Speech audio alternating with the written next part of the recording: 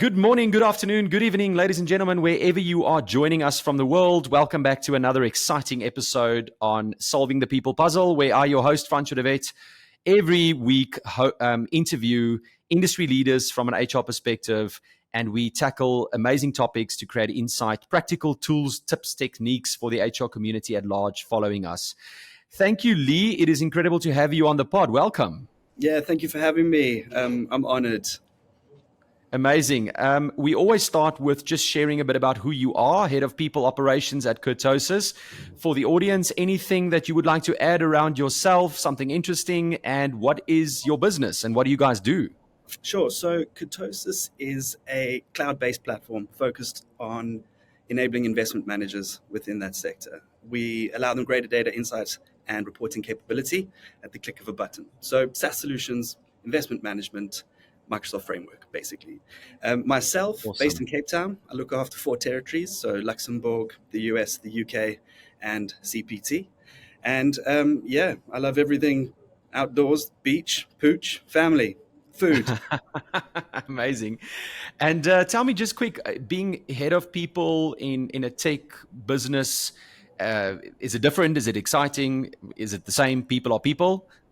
No, people are not people in tech. There's something different. I find it incredibly dynamic. It's super diverse. I feel that with a large complement of the tech community, you've got one chance, just one chance to make that initial impression. And I think you tend to lose them thereafter. I think, as A16Z would say, software is eating the world. And Yes. I wouldn't want to work in any other industry sector. I find it incredibly contemporary and cosmopolitan. And when you consider that we're innovating on innovation and we've got code writing code, why wouldn't you want to participate? So, yeah, it's incredible. It's definitely new HR. It's a change from old HR. Oh, I love that. New HR. We can actually circle back to that at some point and go and redefine what that means. But you mentioned something that is a perfect segue into our topic today, and that is that technology is eating stuff.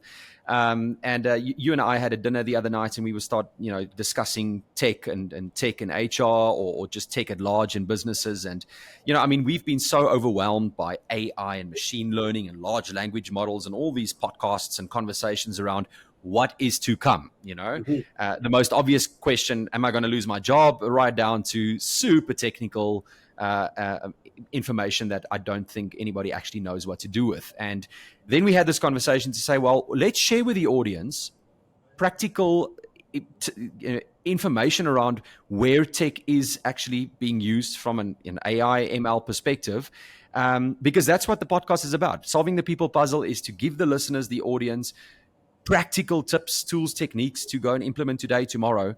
And I'm super excited that we aren't necessarily going to be too theoretical today, but actually deep dive into case studies. So your thoughts around, just that is an intro. So I think we're at a unique intersection when it comes to people management, HR practices, and modern way of working.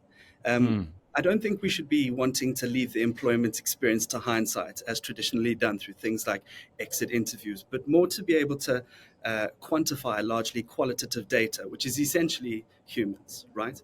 Yes. In order to bring this sort of thing into the world of HR, you need to then change up your team. Like any sports team, you want to achieve something different, you need to bring in skills from other areas. So I think the modern day HR team is no longer consisting of just HR admin. You've got management consultants, you've got people PR, you've got data scientists, you've got learnership and development, and then of course you've got the HR person, but for the admin. So to dive straight into... Sorry, I just want to stop you there. I think that is extremely valuable, what you just mentioned, because as you can imagine, we deal with hundreds of HR departments, and I'm not seeing that mix. Those different job, if you want to call them titles or descriptions or roles within a traditional department, which is HR, does not look like that. And if we can just double click on the why, I imagine it's because of the speed at which HR is adopting technology.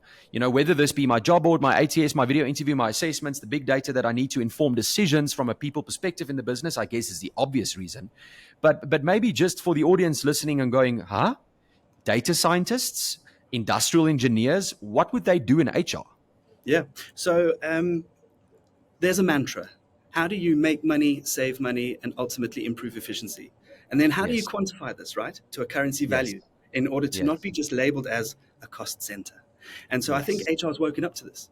And these forward thinking, pioneering, breaking sort of HR teams and HR departments are starting to leverage the areas of business that have traditionally been leveraged in order to do the mantra.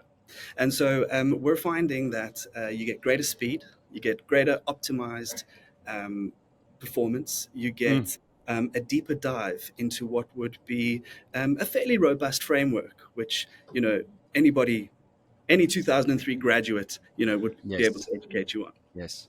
So Yes. I think as we push forward, we're starting to see this adoption of AI. And then comes in this question around, do we build our own recurrent neural networks? Do we do Gen AI? What is narrow AI? Do I actually know what those two letters mean?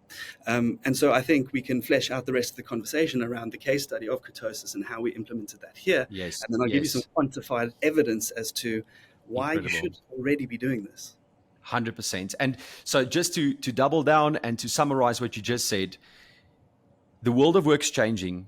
The way HR is moving away from being a cost center to this mantra that you described. There is a massive focus on technology. And so therefore the traditional roles attracting the traditional humans in this department needs to step up to match this change. 100%. And I mean, even Yeah. if I consider I've got two children and one of them's 10, and it's not long before he can spin up his own website. At Yeah. 10 years old, we didn't even have a computer at home. And so No, I think we have to, if you can't beat them, join them. And if you're going to exactly. join them, be the best at it. Incredible. So let's dive straight into this case study. I think I and the audience are extremely excited to hear about Kurtosys and what you guys did.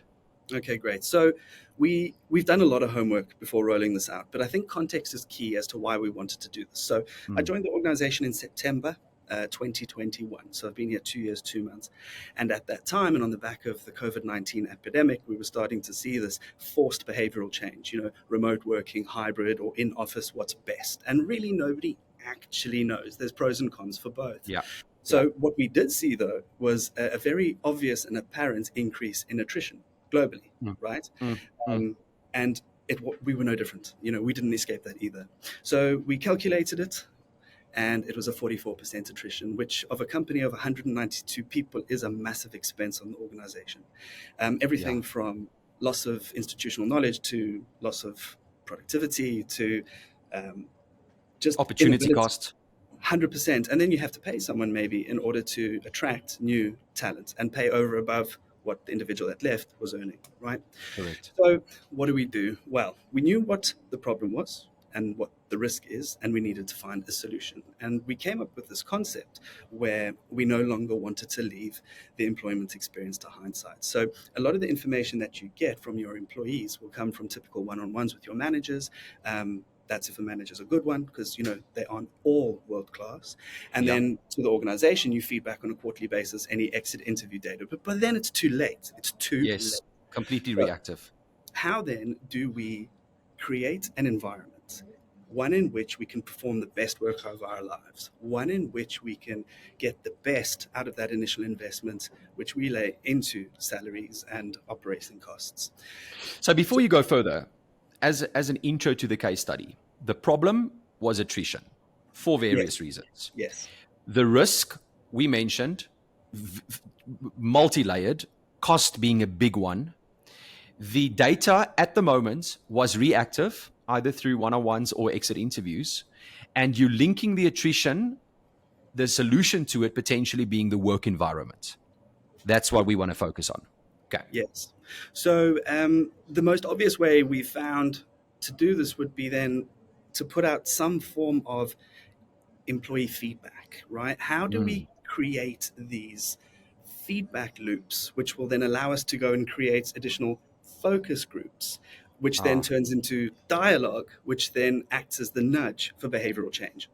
And nice. we did it by partnering with a third party who already had all the regulatory security certificates in Mm. place. Mm. Um, the the company we partnered with also allowed us to do employee survey data that was received under the cover of anonymity. So brilliant, right? You've got no fear, Yes. psychological Yes. safety there. Can be completely honest. 100%.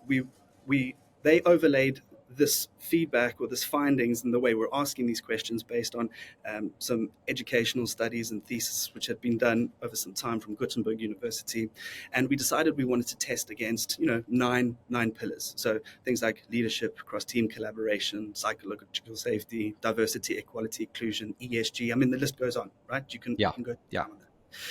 And then we did a marketing campaign because they need to buy, or else no data means no good. So Yes. we rolled And it sorry, out. just on that, so often employees are used to giving feedback and nothing gets done. So in the 100%. future, when you ask for that feedback again, I'm either not going to show up or I'm not going to care. Yes, exactly. And our CEO was very candid with that. Yes. We wanted a professional, not stuffy environment. We wanted a witty but not silly environment. And then we wanted to be candid but not rude. Okay. Yes. So we get this information. How do we do it? We do it through employee surveys, basically. That's the starting point. Now, within the tool, there's 2 narrow AI bots which are built in, and they machine learn based on the information that they're receiving from the employees.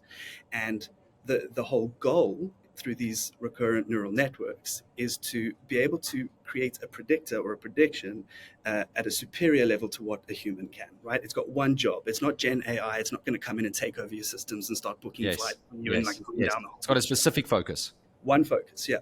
And we wanted them engineered in a way that it would work on turnover and sickness, right? Ah. And then with all the rest of the information that was coming through there, we would want to text mine some nuggets in order to overall improve the employee experience. So we've been working with this now for 2 years. And the results have been, they've been epic. We went from this Wow. 44% attrition down to 11.7 year to date. We saved more than 2.2 million rand just in the South African unit through this optimizing of performance. And we found that there was a number of items the employees wanted within the organization and the employee experience within that entire portfolio, from attraction to recruitment to onboarding, development, payroll, separation, alumni. We could gather so much enriched information that we Yes. could bring back into the organization in terms of things like L&D. So we brought in LinkedIn Okay. Learning. Wait, before, because I'm so excited about that part, but before we get to the so what are we doing with the data? Let's just circle back to this service provider through an employee survey with a narrow focus and a small piece of AI. Could you explain, if you're allowed to the audience, practically how that works and what it does? Yes. So it's recurrent neural networks. Yeah. It works with long short-term memory. Okay. And it's built or implemented using PyTech, which is like a Python framework. All Now, right. that's about as technical as I can go through Yeah. my own limitations. Yeah. But we were able to discern a number of things. You see, so what it does is it would say, the way you've configured the application, your parent groups through to your children groups, you're Yes. able to then get feedback under the cover of anonymity for an individual. Okay. But as a collective whole within that team, they would be able to feed you the trends and the predictors based on specific pillars that are being tested. Okay. So let's say, for example, you've got a product management team, and there is a glaringly obvious predictor that you're going to be losing X number of heads within a 6-month period. They would then provide you the reasons as to why. So Why? it might be a leadership issue, it might be Okay. product dependency issue, it might be a whole bunch of things. Amazing. Then within that, it gets even smarter, right? This is the piece I love, is it's got functionality which gives you suggestions, action items, and tips On what to do. which you can employ, when Incredible. having these conversations. And so it becomes a very intelligent management of human toolbox, and you get it well in advance of an individual potentially leaving the organization. That's amazing. So basically what you're saying is the employee engages with the software through a survey. It takes my information, it maps it against these pillars that the business has identified. It talks up and down into themes, and then it spits out reasons and possible interventions based on the information that it's gathering. 100% correct. Yes. Amazing. Yeah. That's so cool. Yeah, let's talk about those, if you can, about those, those next steps and interventions. Like you So briefly mentioned L&D.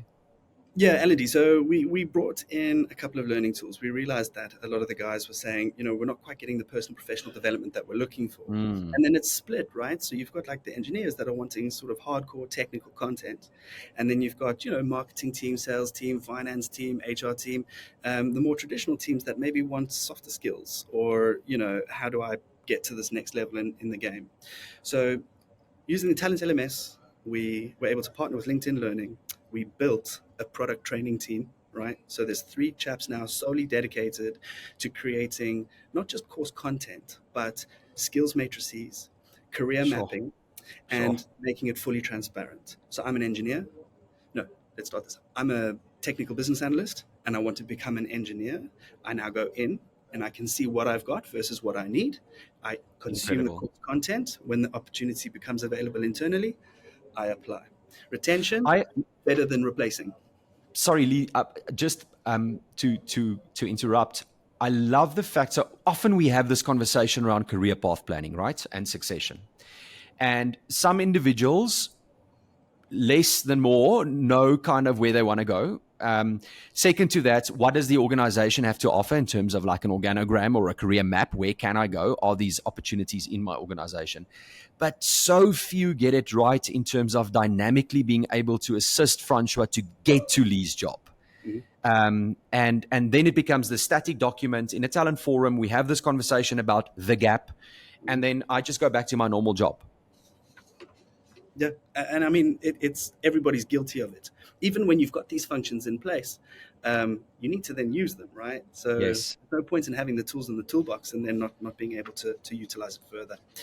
A couple of other things that came out of it was things that you would think were basic, right? So there was things like mentorship, you know, Mm. um, people need to learn how to work. Like if you have an internship program and the intern joins you and they're sit there doing nothing and you think, oh, useless. They're actually taking up more of my time. No, it's because they haven't yet learned how to work. They haven't Wow, learned the business. They that's haven't learned insightful. what to do next. And Yes. so they're waiting on you. So we did that. There's a couple of other chances which we brought in as well. So things like a lunchtime subsidy, which, we didn't think we needed that. There's a home internet allowance now. There's a hybrid working environment. We refurbed our whole office to make it more Looks very conducive cool. to cross-team collaboration. We built in things like anchor days. Now, there'll be people out there that go, oh, but I can get all this information out of the survey.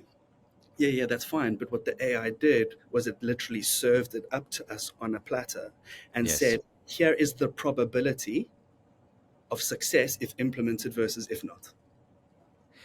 That is, and before I get to my obvious question, did it? I mean, you briefly touched on some of the stats and the metrics earlier, but back to your point around the AI assisting in what to do with a probability score, because Yes. often now we get the report back. And we Yes. know this, management consultants, bless them, they do this incredible project, they deliver this executive summary, and now someone needs to go and do that. And you're not entirely sure, exactly what to do. So you default back to things that you assume will help. And what I just heard you say is that, Fran, this actually uncovered things for us that we didn't think about. Yeah. Yeah, 100%. So we actually refer to this AI now. We've given it a name. It's called GPS because it really showed us a way. We knew we Yes. wanted to get to the waterfront, but we didn't really know how to get there. We're not from the area type thing. So Yes. this Yes. helped us in doing that. A couple of other really cool stats which help you with the health, right, of your organization would be things like the employee net promoter score. Mm, So mm.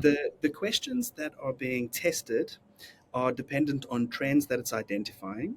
It goes even deeper to the point where it will define the next question based on when the first question was received. So if you send out your question on Tuesday, Monday, Tuesday, Wednesday, Friday, that particular recipient is always happy. But on Thursday, you got like scathing feedback. It would be like, whoa, what happened on Thursday? And What's so happening on a Thursday in the business? Oh, wow. exactly. So you can go Oh, and have that's so feedback. cool.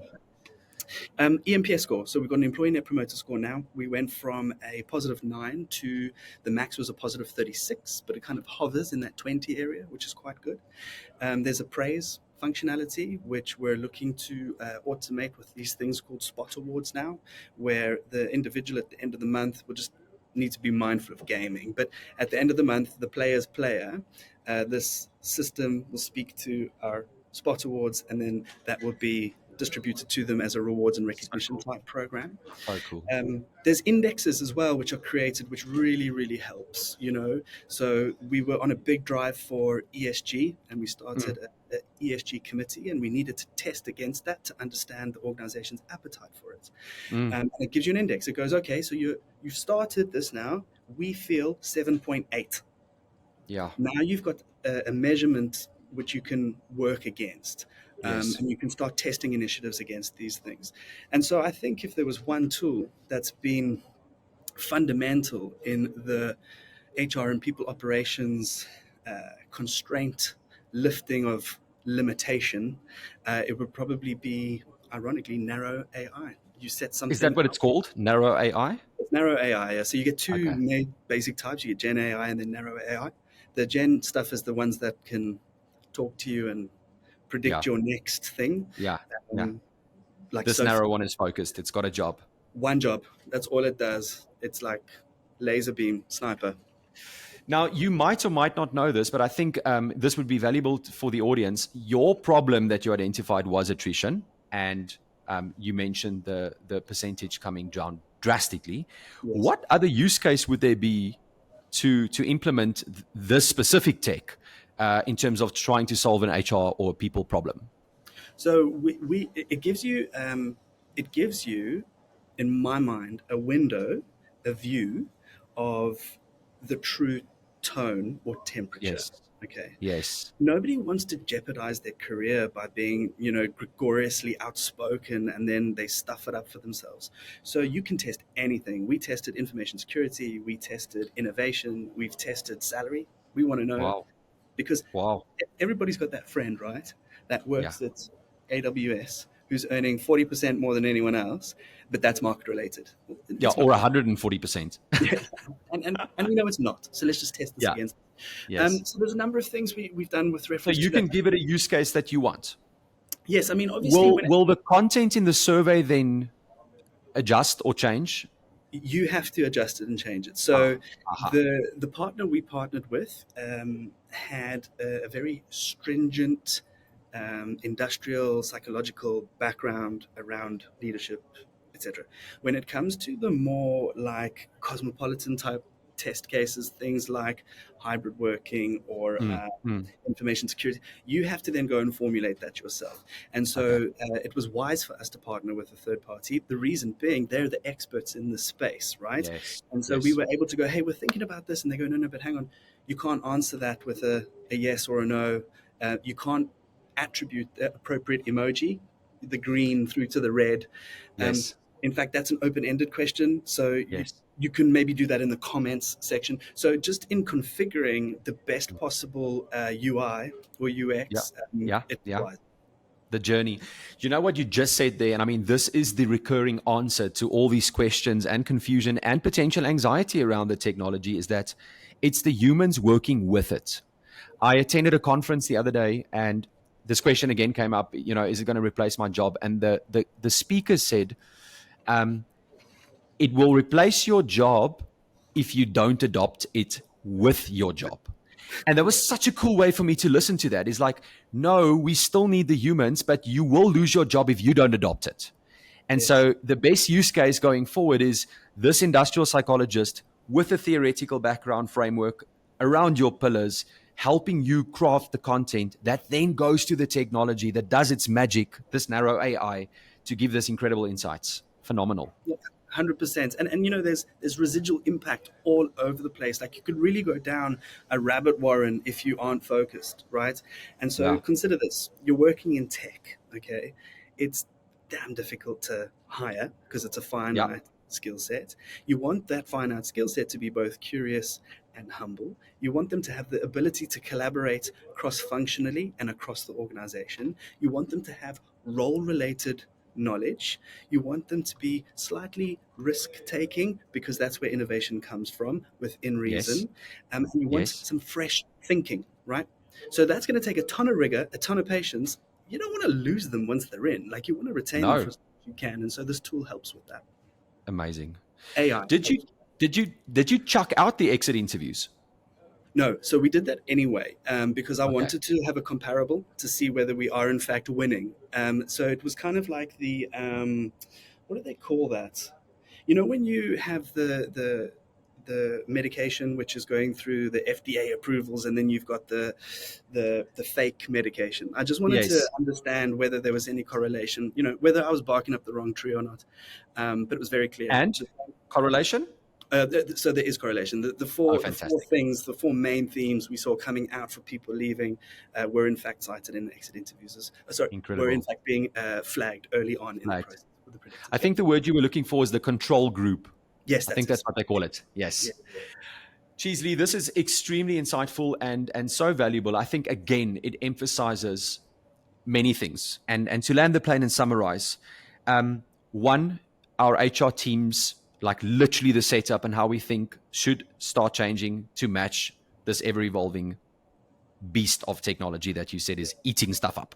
Two, there is real practical AI use cases for us in HR to start using right now that we don't have to be afraid of, or we don't have to attend these conferences around what is coming, that don't have to scare us or create any confusion, but in actual fact can really assist an organization like you who had an attrition problem with data through a survey. It's analyzing it to give you information around why people are leaving, why they're not unhappy, and what to do. And you are reducing, which I can imagine your CEO, right, signing this off on a ROI and a bottom line. You're giving, as an HR practitioner, you're giving back ROI, which again seldomly happens. Yeah, so you know that old sentiment of we need a seat at the top table. This is the Yes, quickest way to get it, my friend.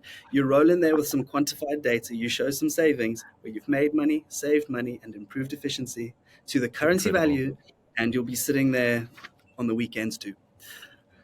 That's incredible. Let's leave the audience, Lee, with a parting thought. Like from your side, I'm excited. I'm listening. I'm an audience member. I'm listening. I'm going, yes, I want to do this. Like, where do they go? Like, just high level. Where does one start? That's exactly it. Just start.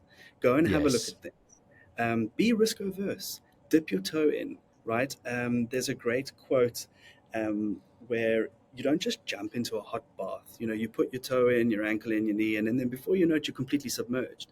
And that's Yes. what's happened here. And it's incredibly intoxicating. When you start to see the successes, you just simply want to taste that nectar over and over again. And so get started. It's there for you. Take it. Amazing. Get started. And maybe a last question from my side. I'm so sure that this got you so excited. You're not done, right? There's something else coming. Well, that would be telling, wouldn't it? Lee, thank you so much for your insights, your wisdom, sharing your use case that you did. Well done, by the way. I think it's incredible. I think it's super inspiring, and yeah, hopefully, more people start dipping their toes. 100%. Thank you once again for providing the platform. It's lovely to talk about success. I think the world today, we're too focused on the negative. Let's look to the positive. Come on, I love it. Thank you so much. Cheers. Bye.